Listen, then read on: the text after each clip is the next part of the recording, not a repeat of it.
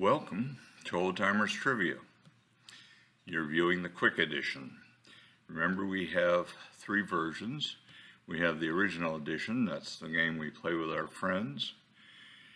We have the Quick Edition, which is the one you're looking at now.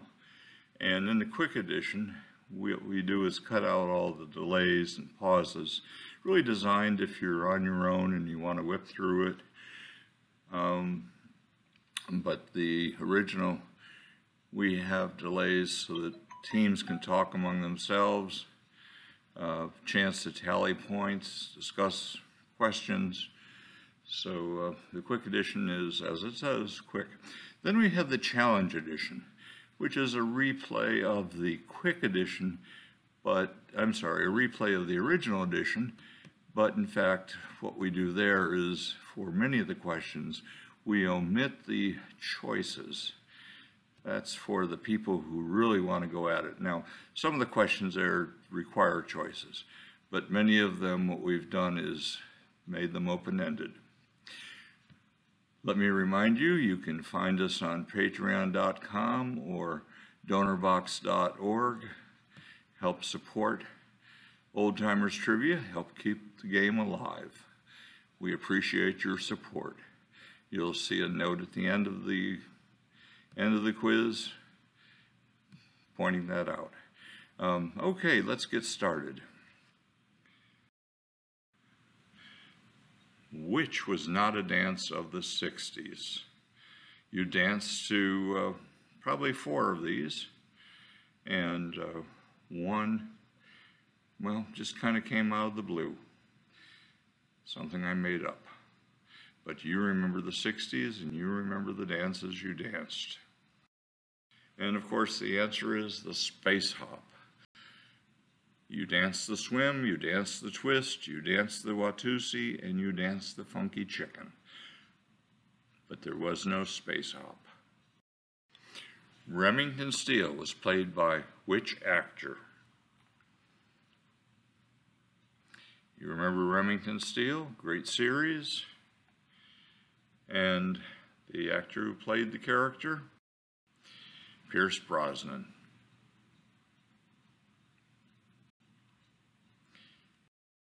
Okay, the first talking motion picture was, predates me, maybe predates you, but certainly a part of film history. First talking motion picture was The Jazz Singer. Now, Plain Crazy was a Mickey Mouse cartoon, one of the very first, if not the first. Okay, here's one with an explanation. We've got the air date and the star date. Now, each of these shows, or at least 4 of these shows, started, well, they all started on the dates listed, but and 4 of the 5 were supposed to be set in the years noted. However, one of them is bogus. Which one was not set in the years stated? Give you a second here. And that was Battlestar Galactica. If you remember the original series, pause for a little sip of coffee here. If you remember the original series, it was set on another world. We didn't have a connection with Earth. Their goal was to ultimately find Earth. In the original series, they never did find Earth. Then they introduced Battlestar Galactica 1980, where apparently they had found Earth, and set in 1980, and that was an attempt to continue the show, but actually it wasn't a great program, not living up to the first series, and didn't last very long. Then of course we had the remake, and I won't go into that, but clearly the storyline for the remake, which didn't have a star date, is shown here. I really don't want to get into doing a spoiler here, so watch the series. One of the few remakes that I enjoyed. We've met the enemy and he is us. Who said that? We have met the enemy and he is us. That was said by Pogo. And Pogo was addressing the environmental issue as opposed to a military conflict. We've met the enemy and he is us, a classic line by Pogo. What is an ocarina? What is an ocarina? Give you a moment to read through these choices. Give them some thought.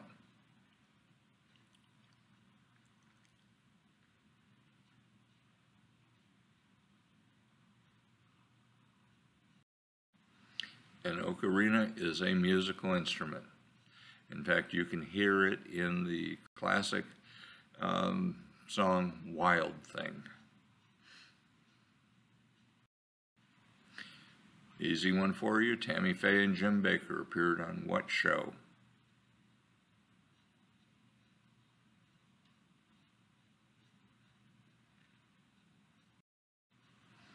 PTL Club. Okay, moving on to round 2. Hope you're doing well. Shangri-La is a fictional place described in a 1933 novel, what?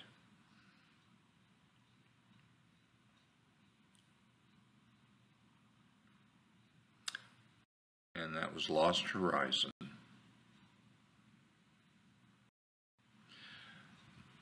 Broadway Joe was one of these.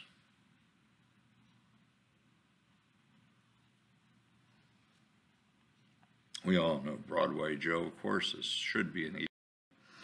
Joe Namath. Curiously, I once owned a piece of lake property in Alabama, and I was told that Joe Namath owned the property directly across the inlet, though I must say I never saw him. Joe Namath. Butterfield 8 starred which of the following actresses? Butterfield 8.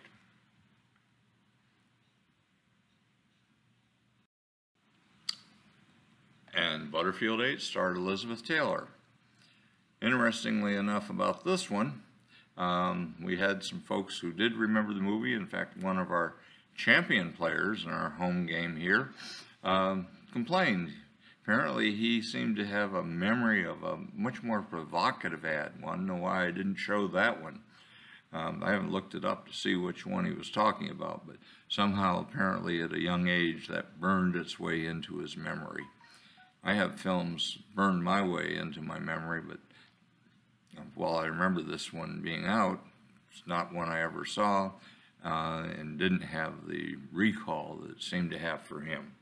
Anyway, Elizabeth Taylor, Butterfield 8. We'll have to look for that provocative ad. J.C. Penney. We've all shopped there, but what was J.C. Penney's full name?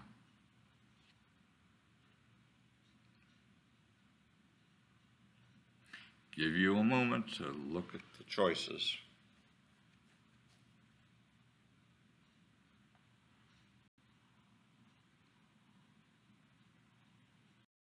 And James Cash Penney. Okay, moving on. The Stonewall Riots. Which of these fits? I'll give you a moment to read through them.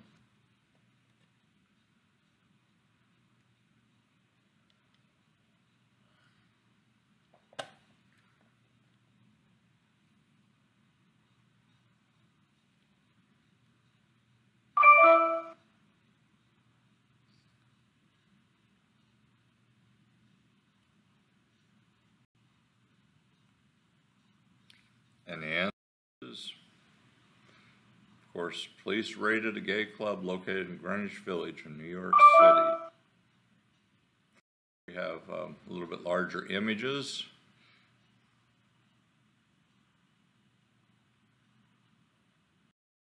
Okay, the annual dog sled race that takes place on the trail between Anchorage and Nome. It's a race that pairs humans with their sled dogs as they make their way across 1,100 miles. The race is called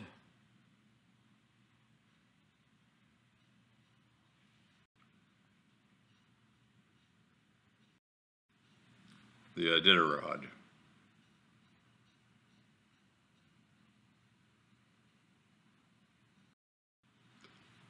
Who was not a Musketeer? Now we're talking about the original Musketeers. 4 of them were the original Musketeers, and 1 was not.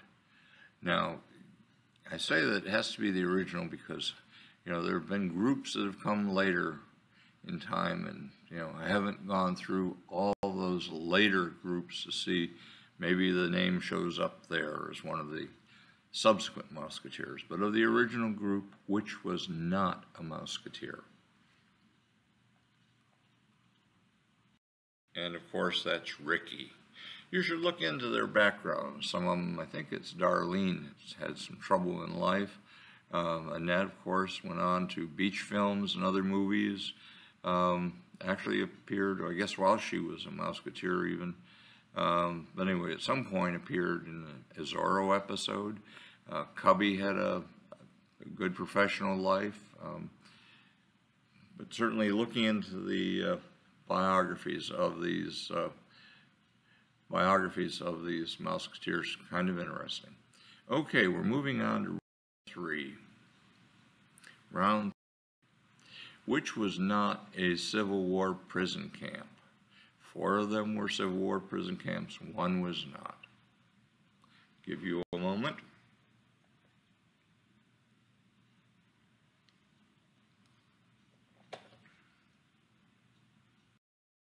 And of course, the one in the state of Washington was not a Civil War prison camp, but it was a World War II detention center for Japanese. Camp Harmony. The word abstemious means what? Every once in a while I come across some of these words that are a little bit unfamiliar to me when I'm doing my reading, and find I have to look them up and then, of course, share them with you. Abstemious means which. I'll take a deep breath here so you have a chance, and then we'll move forward.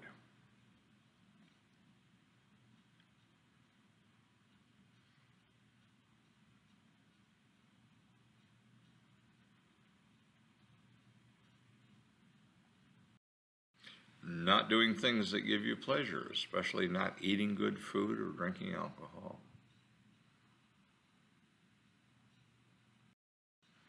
Okay, here's a goodie from your past.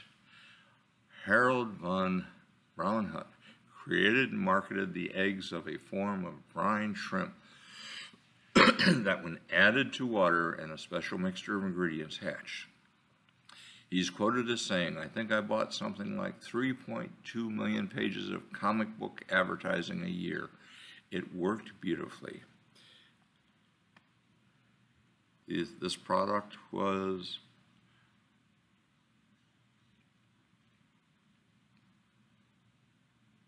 no, not Charles Atlas.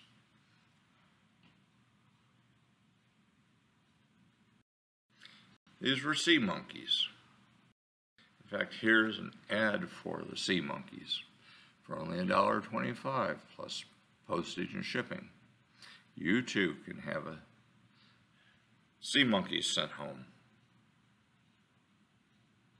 The wonderful world of amazing live sea monkeys. When were the first Social Security withdrawals and payments made?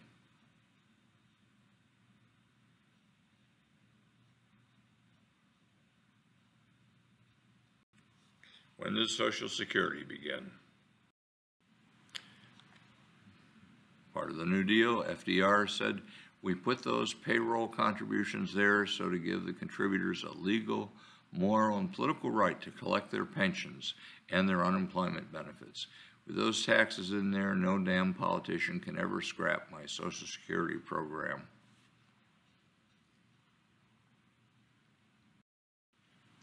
Good and the Bad and the Ugly starred Clint Eastwood and Eli Wallach. And which of the following?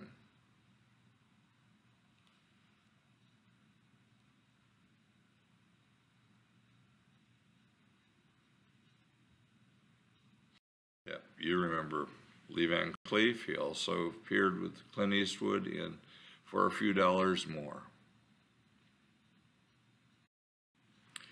The movie The Robe. Who is the original possessor of the robe in that movie?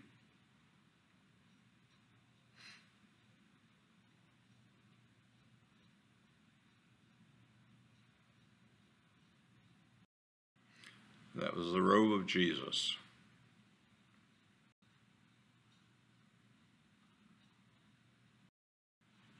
Tontine. What is a tontine?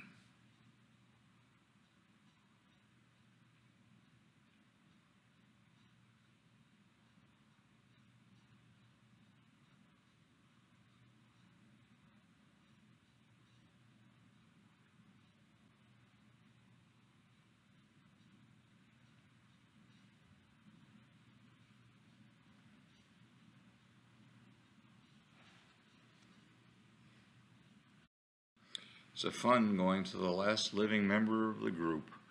Everybody throws money into a pot and it sits there. Maybe if you invested it well, it'd even grow. But it sits there waiting for all the other members to die off. So it goes to the last living member, the last person standing.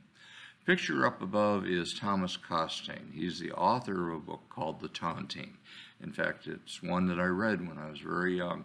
I was just thinking maybe I should go back and read it again. I wonder if I would enjoy it like I did when I was a youngster, a young person.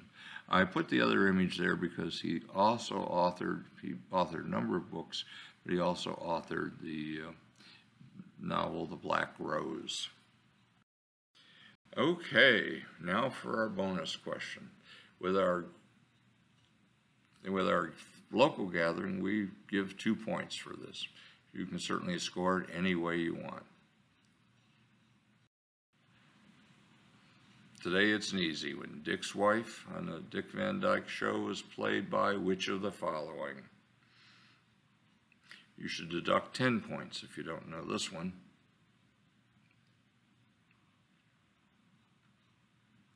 Of course, Mary Tyler Moore.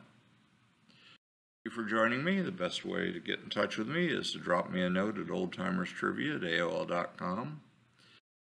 You can find us on YouTube, Facebook. I'd suggest or urge you to subscribe to us on YouTube so you don't miss future contests. I hope you and your friends get together and play these. And of course, reminder that you might help keep Old Timers Trivia alive by dropping $1 or $2 at DonorBox or Patreon and support Old Timers Trivia. I also have a web store, an eBay store, number of comic book related items there, but other items as well. Drop in and pay a visit. Remember our 3 editions, the original, the challenge, and the quick edition. We look forward to seeing you in Game 6.